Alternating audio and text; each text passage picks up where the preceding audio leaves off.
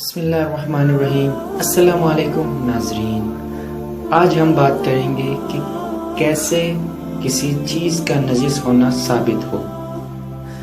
ہر چیز کی نجاست 3 طریقوں سے ثابت ہوتی ہے۔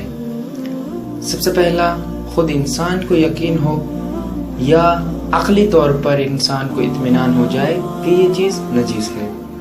دوسرا، کسی کے پاس کوئی چیز ہو اور وہ اس چیز کے بارے میں کہے کہ یہ چیز نجس ہے۔ مثلا کسی شخص کی بیوی یا نوکر یا ملازمہ کہے کہ برتن یا کوئی دوسری چیز جو اس کے پاس ہے نجس ہے تو وہ نجس شمار کی جائے گی۔ تیسری چیز، اگر 2 عادل آدمی کہیں کہ یہ ایک چیز نجس ہے تو وہ نجس شمار کی جائے گی، بشرط یہ کہ وہ اس چیز کے نجس ہونے کی وجہ بیان کرے۔